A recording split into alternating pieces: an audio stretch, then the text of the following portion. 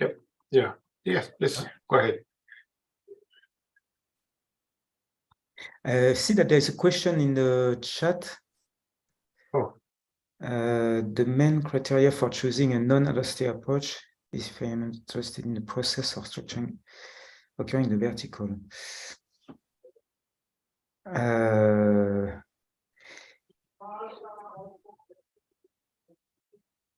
Yes, yeah, it's about when should I use a non-allostatic model or not, and I think the main idea is that the vertical scales have to be large, and the acceleration of velocity has to be important in the vertical, but it's not always easy to know at first.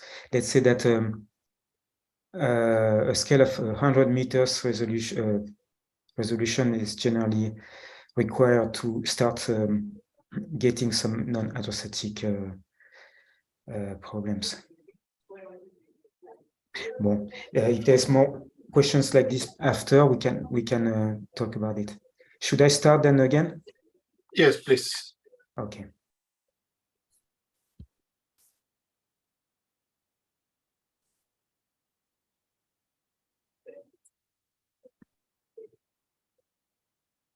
Okay. So there are two parts in this second part of my presentation. One is an application for surface gravity waves, where I will spend a bit more time to explain why I think it is quite interesting. And the second part on numerical methods.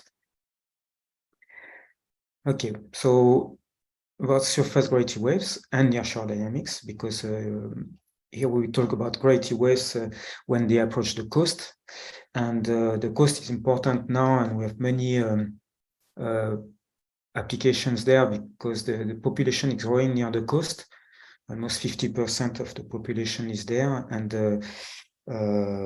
they are vulnerable. They are facing hazards from the ocean, from the coastal ocean, in terms of flooding and big waves and heavy rain from tropical cyclones and other things. So it is an important subject for science and society at the moment, and CROCO in its non-adversatic version can bring some interesting solutions. One aspect that we'll develop here is rip currents. These currents are the currents that are generated near the beach, at the beach. When you have, for example, in the case of channeled rip currents, you have a channel in the middle of sandbars.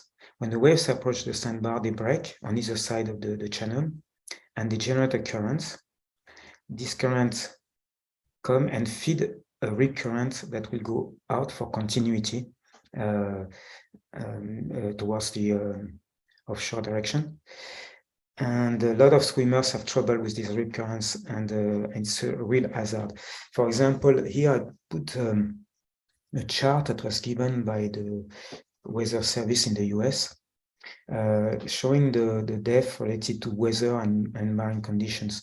And you can see that rip currents is generally considered the most hazardous problem of all, with a lot more death than many other problems, including flooding, tornadoes, lightning, hurricanes, and of course much more than sharks, even though sharks are the subject of media attention more than rip currents.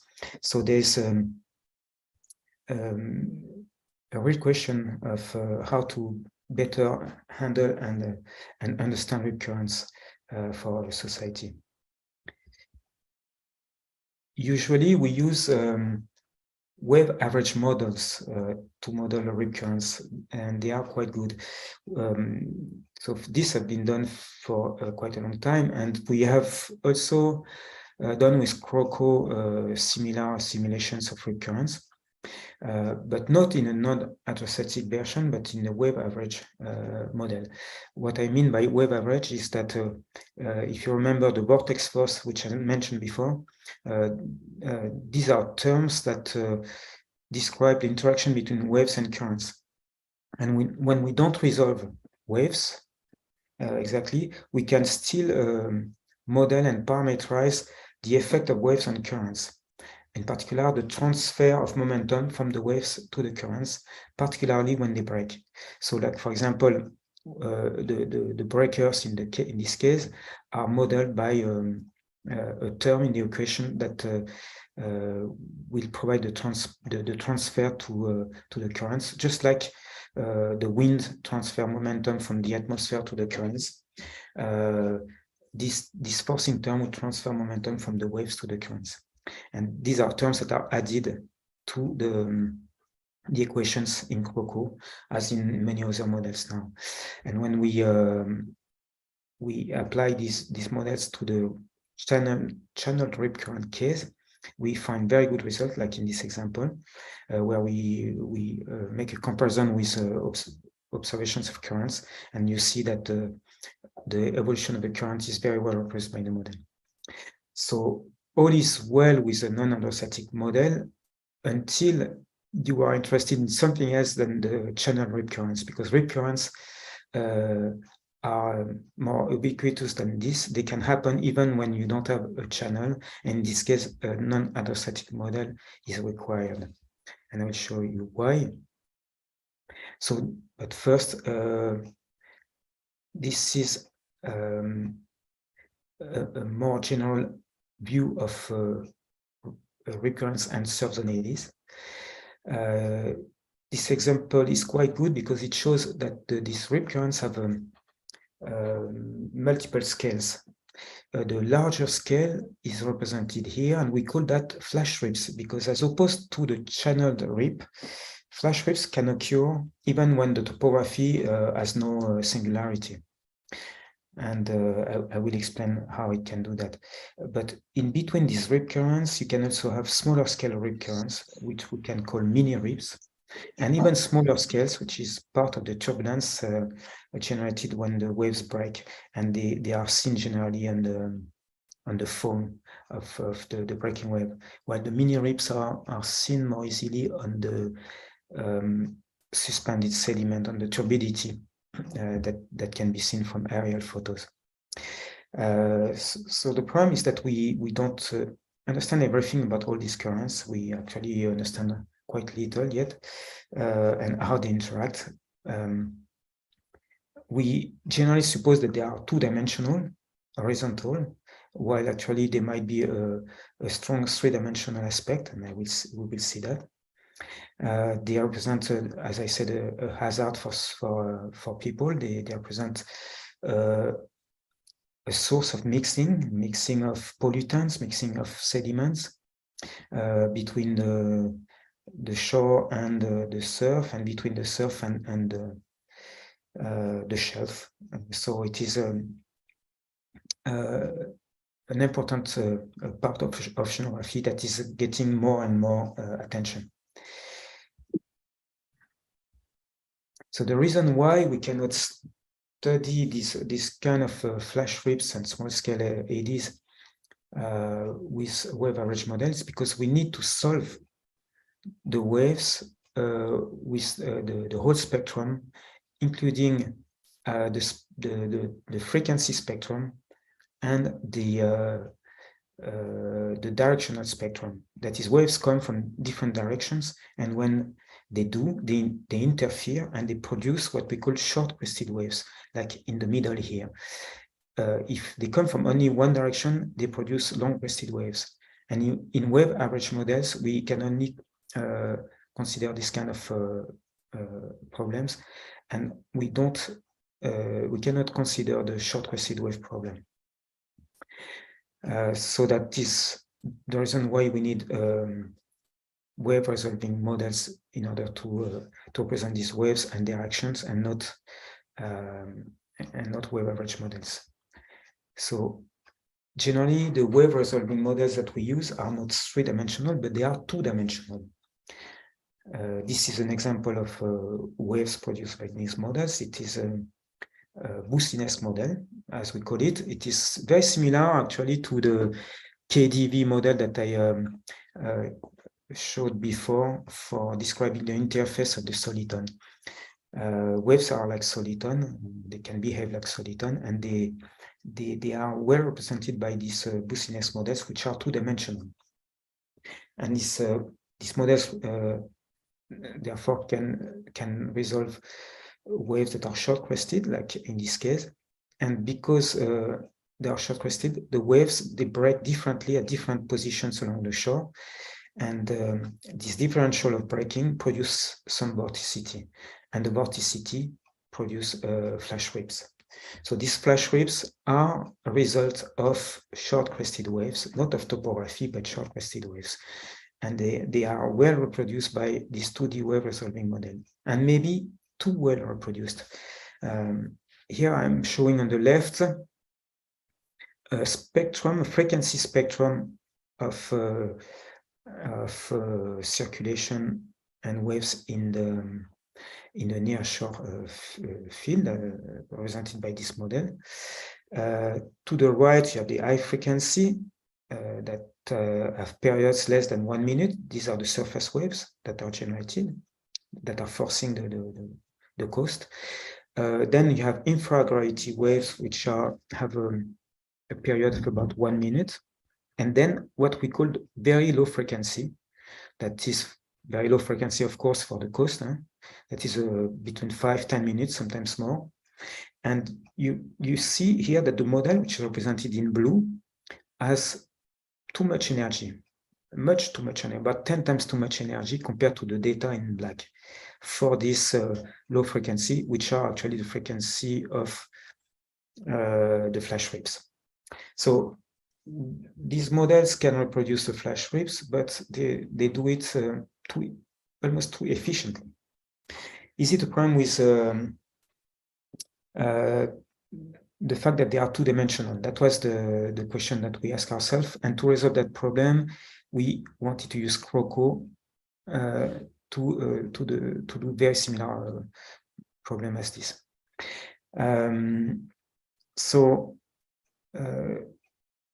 So we do have three-dimensional wave resolving models nowadays.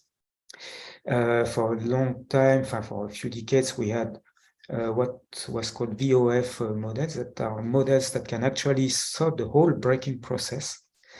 They show very pretty results, like this one, and they resolve the breaking turbulence and everything. But to do that, they need an extremely high resolution and very expensive methods. And these models cannot, if they solve the breaking turbulence with timescales that are less than the wave period, we cannot use them to solve timescales that are higher, lower than, larger than that, because it will be too expensive. So people have started to work with models like CROCO that are free surface models. They cannot solve the turbulence lower than wave periods, but we use parametrizations for that. However, they can solve the turbulence that is produced at larger scales, at time scales that are larger than the wave period. At the moment, there are three models of that types that are used mostly. Besides CROCO, we have NH-Wave, which is developed in the US, and we have SWASH, which is a model developed in the Netherlands. So when we started to use CROCO for these kind of problems, as usual, the first step is to validate the capacity of the model to produce waves and to generate near-shore currents in a realistic way. So we used many laboratory experiments for that. One of them was a large-scale flume experiment in Delta S in the Netherlands. And we compared that to the data. We were able to reproduce realistic waves like here. And the waves, when they are breaking, they produce currents, which we see in the middle. So they produce a surface current towards the shore and a bottom current, which is called the undertow. at the bottom of the below the surface, and both the surface and undertow, both the surface currents and the undertow are well reproduced by the model, and this is a result that we had using different comparisons.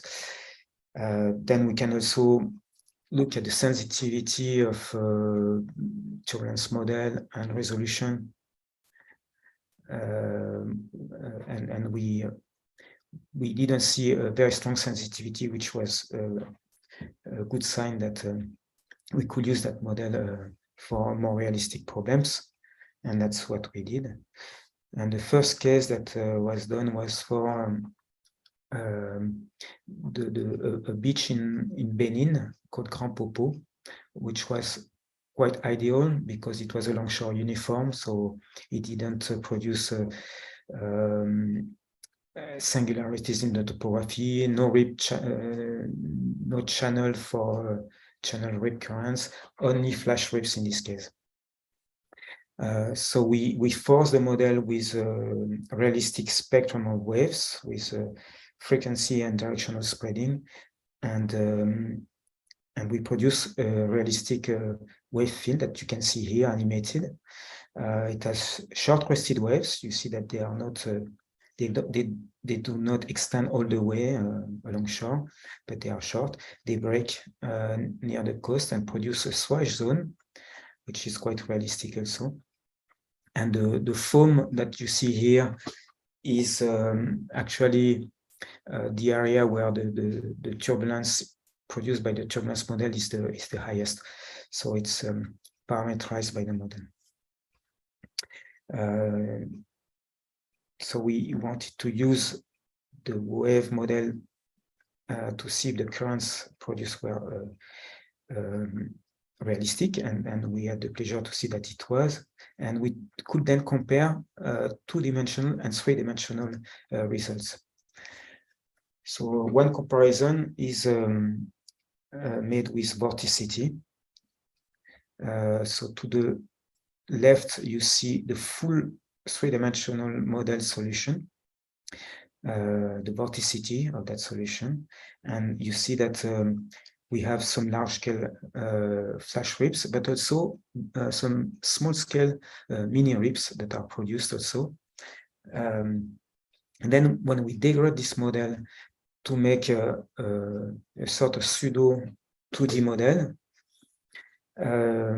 we have a different solution that looks much more like the Boussinesque model that I showed before, with larger eddies, large flash rips, but we don't see any sign of the small-scale mini rips. The reason is that these mini rips are associated with three-dimensional instabilities that are completely non-hydrostatic. So you cannot get this with a hydrostatic model for sure, but you cannot get this either with the 2D model, even if it has a non-hydrostatic term in it. So the non-hydrostatic term in a Boussinesque model is important to produce the right waves, but it doesn't help in producing the right amount of small-scale turbulence. Then we could compare, for example, by coupling a sediment model with the hydrodynamic model, we could produce some turbidity field and compare it with drawn images of turbidity. In this case, again, the full 3D model can reproduce the structure of circulation that is shown by turbidity with what can be described as mini rips here. But when using the pseudo 2D model, we only have overrepresented actually large flash rips, but nothing that looks like a smaller mini rips. So again, this was a demonstration of the fact that this small-scale turbulence was produced by the 3 dimension in the model and by hydrostatic, the non-hydrostatic vertical equation. Another way of looking at it was to draw again a frequency spectrum, as it was done for the Boussinesque model. And we see that in the VLF range, the very low frequency range where the flash waves are located, the 2D model gives too much energy, while the 3D model can correct this excess of energy to produce the right amount of energy. While in the infragravity range, the 2D model doesn't have enough energy because it doesn't produce the mini rips, while the 3D model tends to correct the amount of energy that is produced there due to the mini rips. Okay. So I finished here with the example of applications of CROCO on non-aerostatic problems, particularly this one with surface waves. I will now describe a few ideas that might be important for you if you are using that model in terms of numerical methods and accuracy. So this is first a reminder of some basic ideas about numerical methods and the error that are made by numerical methods. As you know, certainly when you discretize the equations of the mathematical equations, you get a solution that is an approximated solution. And there's always an error that is made by this approximation, of course. And it is important to know what kind of error you make here. And there are some principles that can be easily understood. So for example, if you want to discretize the advection equation, you use an advection scheme. And the simplest advection scheme would be the center second order advection scheme. That is, if you want to compute advection at this point in the middle, you use points on either side of this one to approximate the derivative as a difference. So here is your advection term, and the approximation is this one, uj plus 1 minus uj minus 1 over 2 delta x. This is the approximation that you make. We can derive, using a Taylor series expansion, an evaluation of the error that you make when you do this approximation for this simple test case in one dimension. So the Taylor series expansion tells us that this term is equal to the true term, the mathematical term, plus other terms that represent the error. And the first term is the leading error, epsilon. The error in case of the second order centered scheme looks like this. It is proportional to delta x squared, and this is why we call it second order, because of the square here. It means that it gives the speed at which the error will decrease when increasing resolution. So if delta x goes down, the error will go down at the power of 2. So it's a second order accurate scheme.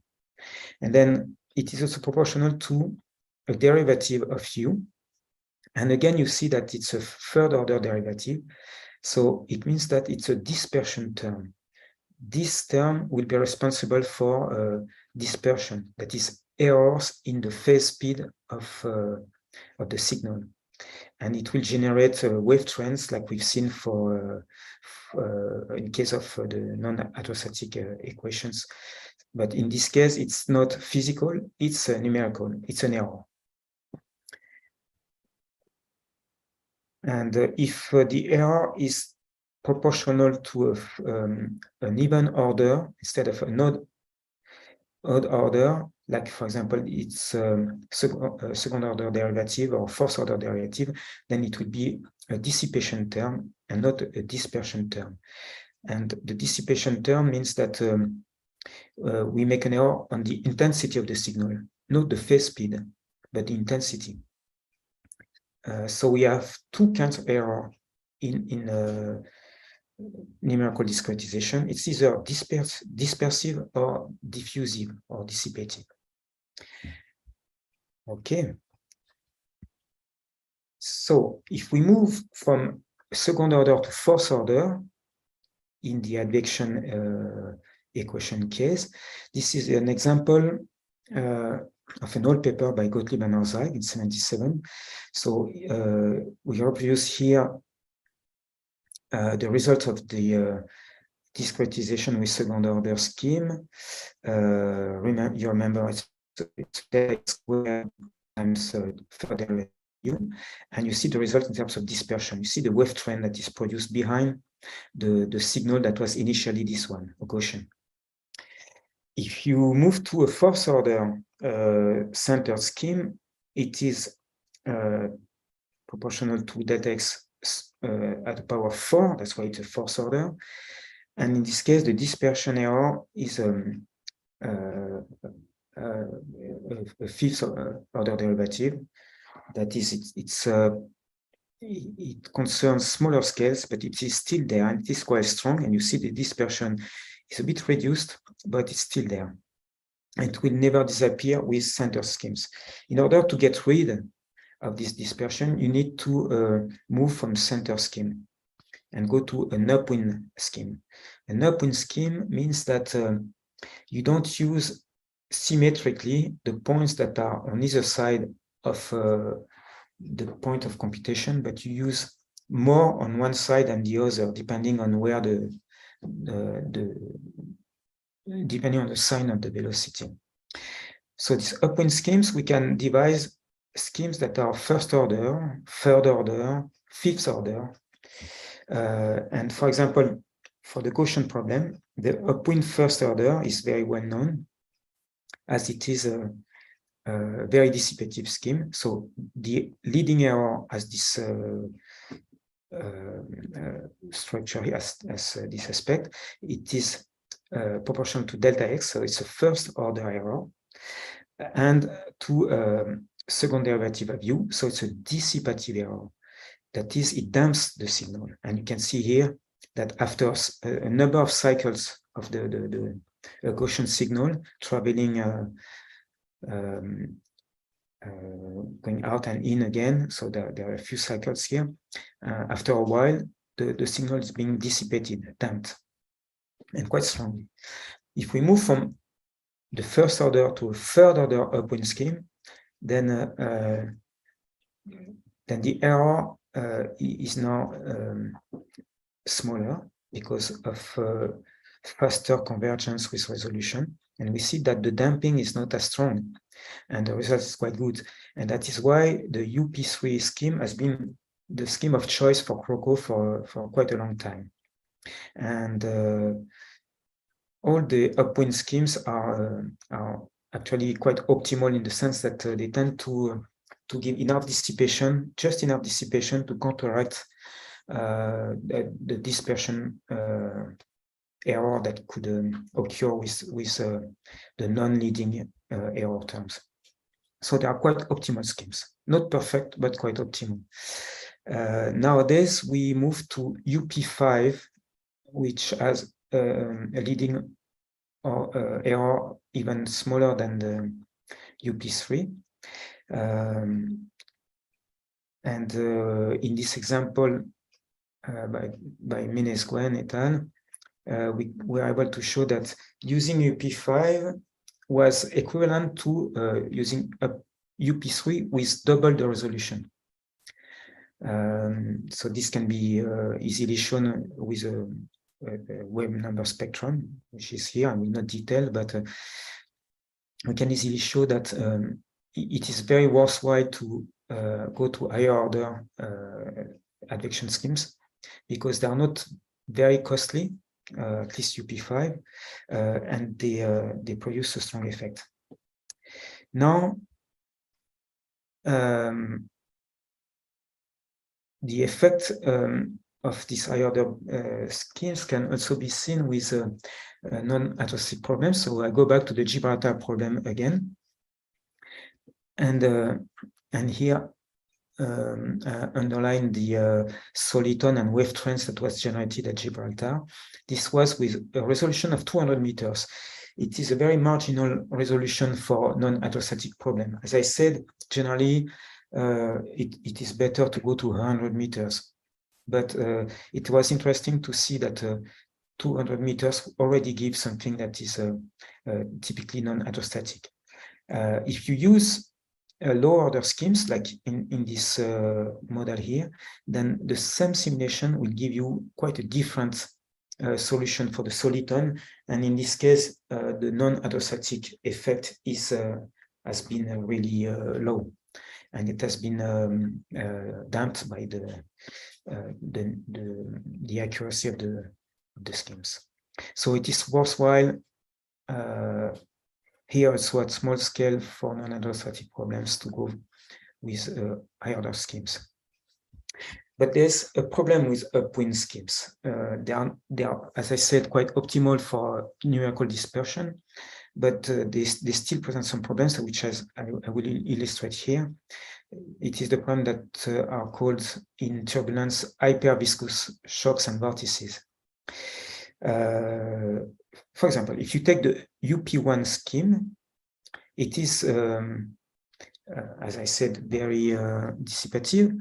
So for the Gaussian structure, we dissipate it. But if we take a staircase also with strong discontinuities on either side, it is also very dissipative here. But it is you don't see any oscillation of the signal, just dissipation. If we go to UP5, we have a relatively good solution for the Gaussian structure, while for the staircase problem, we still produce oscillations. These oscillations are not numerical dispersion as before. They are actually associated with the sixth order derivative, because as opposed to second order derivative, sixth order derivatives can still produce some oscillations. Mathematically, it is not completely rid of dispersion. So discontinuities are a problem for upwind schemes, and we need to correct these oscillations using methods that are a bit more complicated. And one of them is called WINO5, and as it has some corrections. Anytime it is discontinuities and oscillations, it will make a correction, and then we can recover a shape that is quite close to the staircase problem. We call these schemes shock capturing, and they are very important when going to very small scales, because in this case you have a lot of discontinuities and fronts. So WINO5 is now a big part of the CROCO package, and we use it particularly for non-hydrostatic problems like the Kelvin-Helmholtz problem here. So this is also a good illustration of all the oscillation problem, artificial oscillation problem I have mentioned. In this case, we use a centered fourth order scheme on the vertical, which is called Akima, a particular scheme. And this scheme produces wiggles, oscillations, and also eddies